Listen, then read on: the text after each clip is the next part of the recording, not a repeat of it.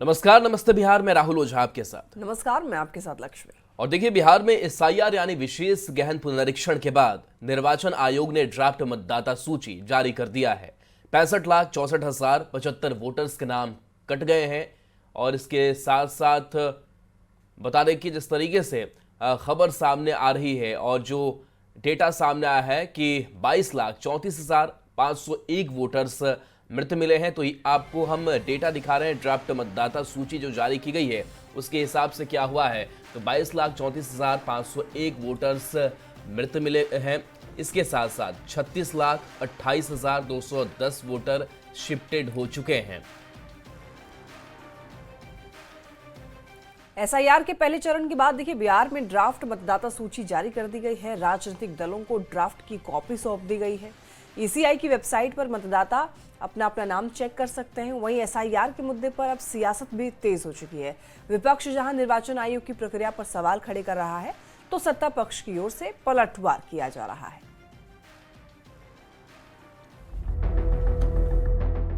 बिहार में होने वाले आगामी विधानसभा चुनाव को ध्यान में रखते हुए चुनाव आयोग ने शुक्रवार को वोटर लिस्ट का मसौदा यानी ड्राफ्ट जारी कर दिया। यह लिस्ट 1 महीने तक चली विशेष गहन पुनरीक्षण यानी एसआईआर प्रक्रिया के बाद तैयार की गई है। अपना नाम ऑनलाइन निर्वाचन आयोग की आधिकारिक वेबसाइट पर आप देख सकते हैं, voters.eci.gov.in पर। बिहार के सभी 38 जिलों के डीएम के साथ निर्वाचन आयोग ने लिस्ट साझा की है।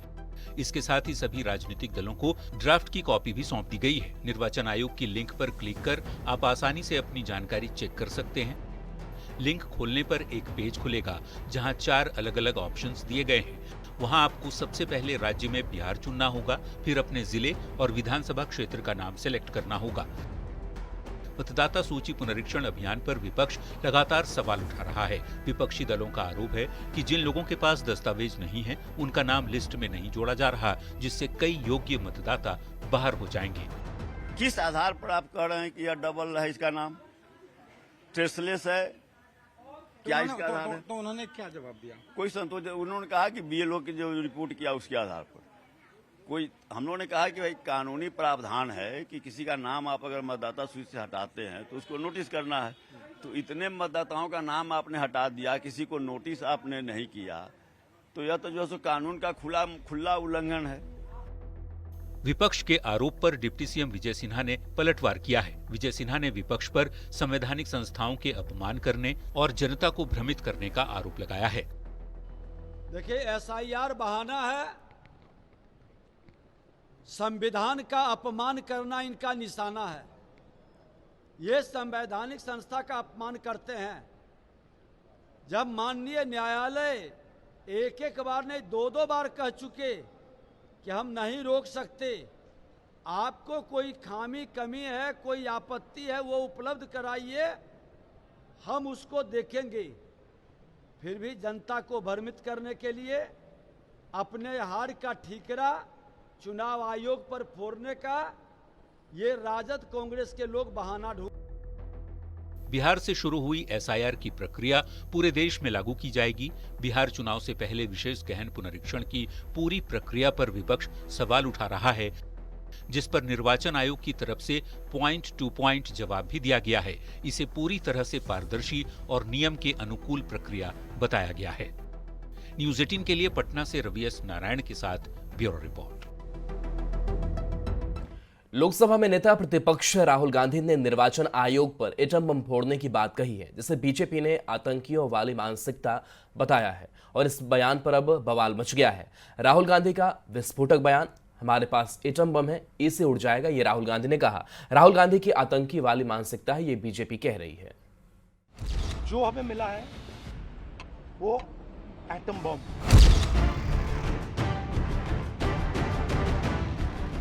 राहुल गांधी के इस विस्फोटक बयान ने देश की सियासत में बवाल मचा दिया है।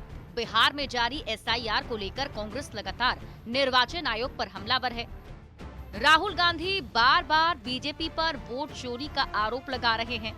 उन्होंने कहा है कि निर्वाचन आयोग उनका सहयोग नहीं कर रहा था, इसलिए उन्होंने अपने स्तर से एक इन्वेस्टिगेशन कराई, जिसमें उन्हें एटम बम हाथ लगा है।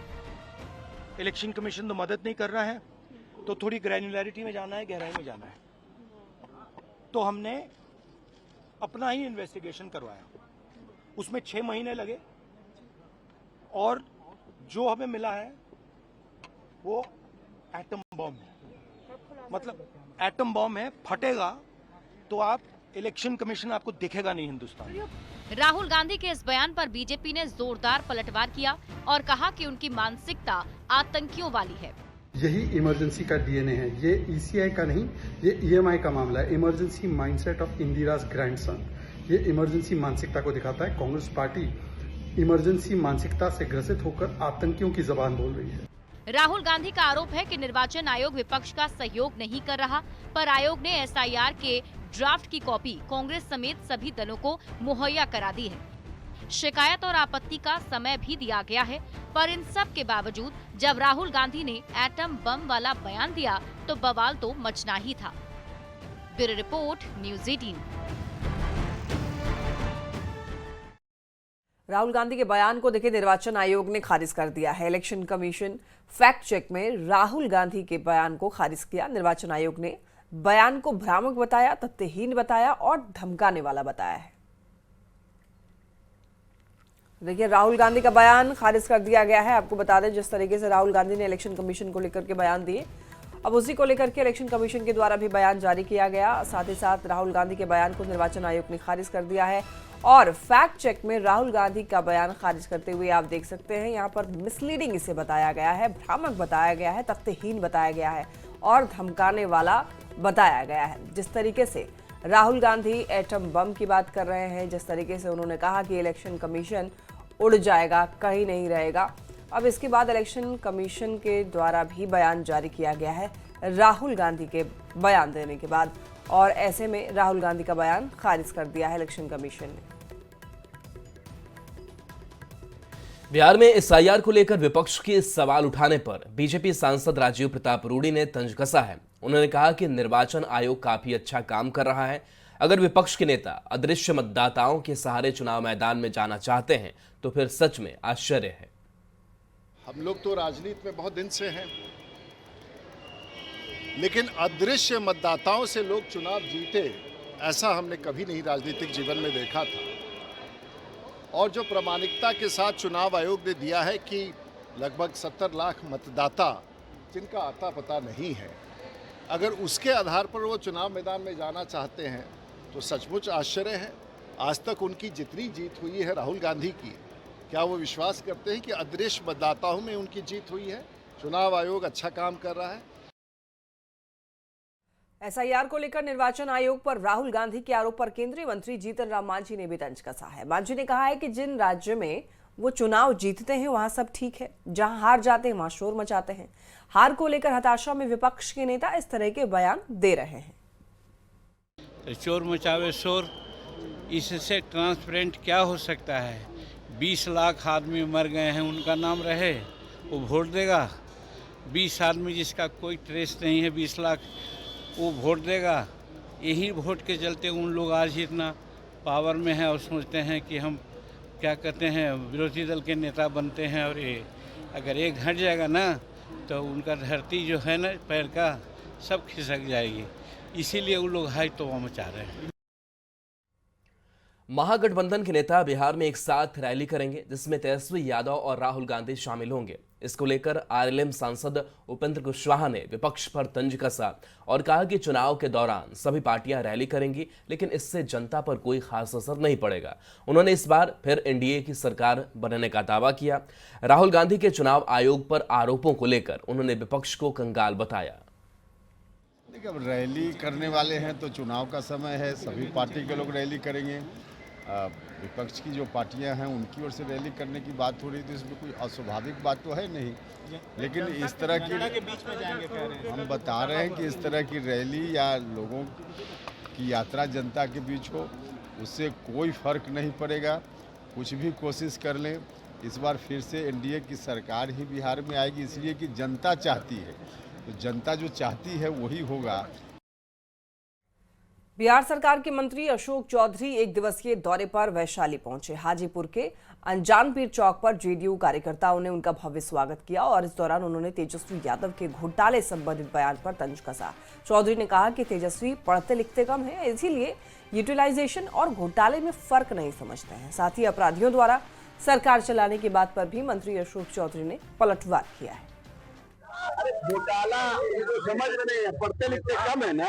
यूटिलाइजेशन और घोटाला में फर्क होता है। यूटिलाइजेशन हमेशा देर से आता है। अब तेजस्वी जी भी अपराधियों के बारे में चर्चा कर रहे थे, अच्छा बात ना है ना प्यार। सीएम नीतीश कुमार ने एक बार फिर बड़ी सौगात दी है। सीएम नीतीश कुमार ने स्कूलों में रसोइया, नाइट गार्ड और शारीरिक शिक्षकों और स्वास्थ्य अनुदेशकों को बड़ी खुशखबरी दी है। सीएम नीतीश कुमार के इस बड़े फैसले पर सियासत भी गर्म है। धन्यवाद नीतीश कुमार।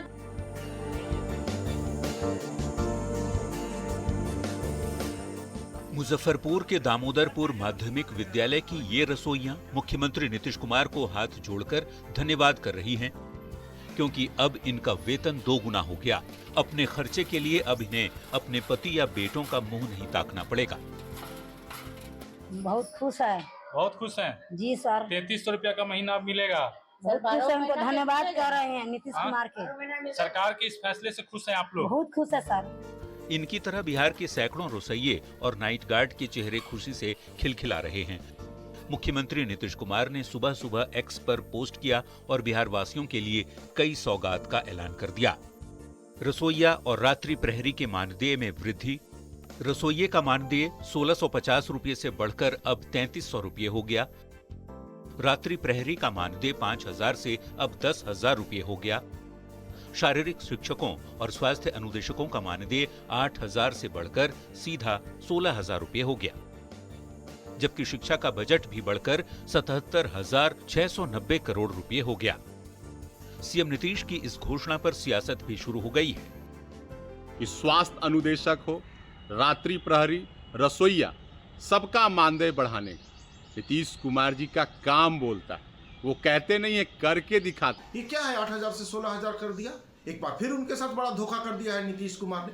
नीतीश कुमार धोखेबाज हैं, ये वो सैकड़ों बार प्रमाणित कर चुके हैं। और शारीरिक शिक्षक और स्वास्थ्य अनुदेशकों को फिर एक बार उन्होंने धोखा दे दिया। शिक्षा के क्षेत्र में सरकार के बढ़ते कदम के कारण इस विभाग का बजट 77,690 करोड़ रुपए का हो गया है। इसमें कोई दो मत नहीं है कि बिहार सुनहरे कल की ओर तेजी से बढ़ रहा है। शिक्षा बजट तो बढ़ा दिए गए, लेकिन शिक्षा के क्षेत्र में, चिकित्सा के क्षेत्र में बिहार फिसड्डी राज है। ये भारत सरकार के नीति आयोग की रिपोर्ट से ही स्पष्ट होता है। चुनाव नजदीक है तो सरकार की इन घोषणाओं पर सियासत होना लाजमी है, पर देखना ये होगा कि जनता पर इन फैसलों का असर किस हद तक होता है। पटना से संवाददाता रजनीश कुमार और मुजफ्फरपुर से प्रियांक सौरभ के साथ ब्यूरो रिपोर्ट, न्यूज़ 18।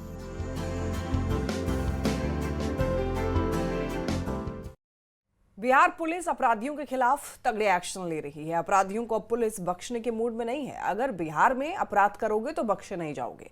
पुलिस के ताबड़तोड़ एक्शन से अपराधी और कानून तोड़ने वालों में हड़कंप मचा है।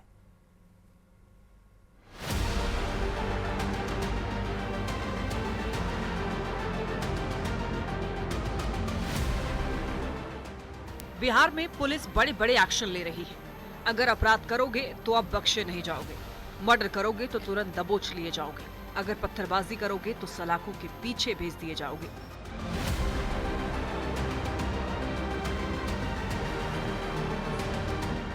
ये 4 तस्वीरें इस बात की तस्दीक कर रही है।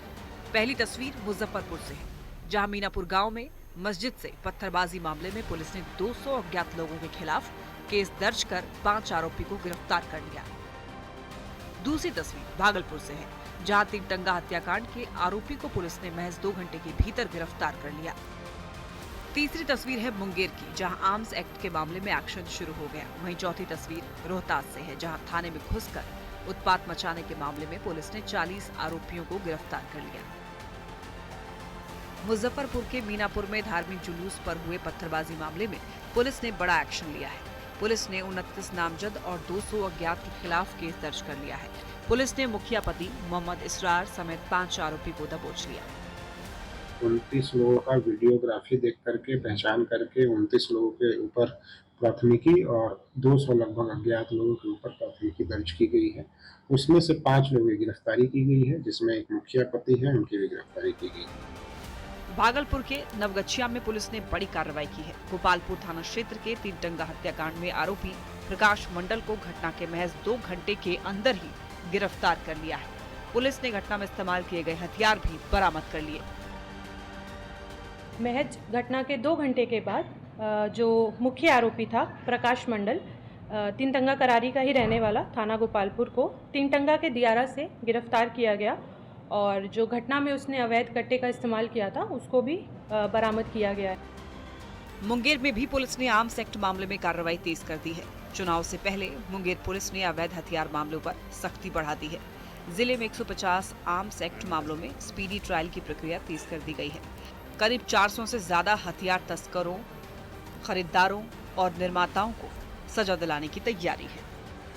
और हम लोगों का प्रयास यही रहेगा कि इन सभी 150 केसेस में जो वांछित जो केस चले आ रहे हैं, अभी ट्रायल स्टेज पे हैं, इन सब में जल्द से जल्द ट्रायल पूर्ण करा के इसमें सजा दिलाने के बिंदु पर हम लोग काम कर रहे हैं। रोहतास में जमीन विवाद के मामले में दिनारा थाने में घुसकर उत्पात मचाने वालों पर भी पुलिस ने सख्त एक्शन लिया है। लोगों ने थाने में पुलिस कर्मियों पर हमला बोल दिया था। हमले में थानाध्यक्ष समेत कई पुलिसकर्मी घायल हो गए थे। थाने की गाड़ियों को क्षतिग्रस्त कर दिया गया था। अब पुलिस ने एफआईआर दर्ज कर 40 अभियुक्तों को गिरफ्तार कर लिया है। असामाजिक तत्वों द्वारा घटनास्थल पर जब वो लोग कोई किसी भी तरह का उपद्रव करने में नाकाम रहे, तब उनके द्वारा कायरतापूर्ण तरीके से थाना में यहाँ बल नहीं था तो यहाँ आकर हंगामा किया गया। कितने पुलिसकर्मी घायल? इसमें 3 लोग अभी तक हैं मामूली रूप से जख्मी थे और गिरफ्तारी की गई है। इसमें लगभग 40 लोगों की गिरफ्तारी की गई। बिहार पुलिस अपराधियों को बख्शने की मूड में नहीं दिख रही है। पुलिस ने बड़ी बड़ी कार्रवाई कर अपराधियों को साफ संदेश दिया है कि कानून हाथ में लोगे तो बख्शे नहीं जाओगे। Bureau report, news 18। सरसा में एक बार फिर माहौल बिगाड़ने की साजिश हुई। रसलपुर गांव में असामाजिक तत्वों ने बजरंगबली की मूर्ति को खंडित कर दिया। मंदिर में लगे ध्वज को भी उखाड़ कर फेंक दिया। इस घटना के बाद गांव में तनाव का माहौल है।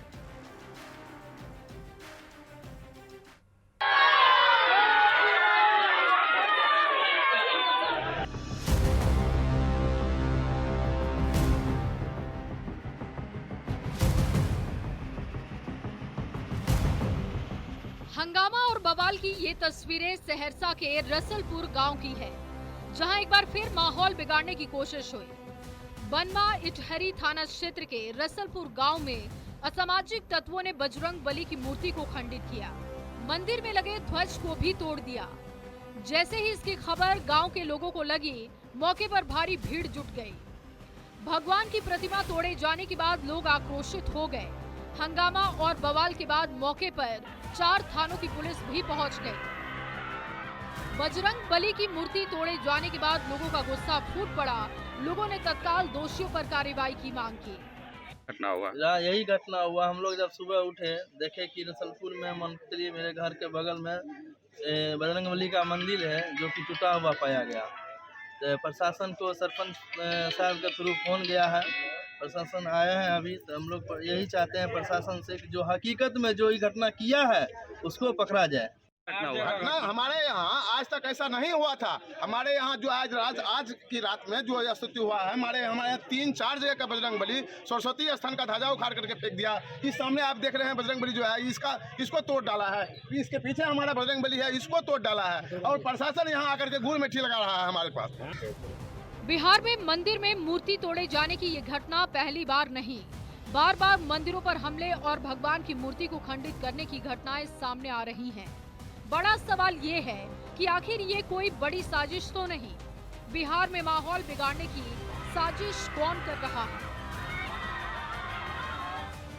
न्यूज़ 18 के लिए सहरसा से कुमार अभिनव सिंह की रिपोर्ट।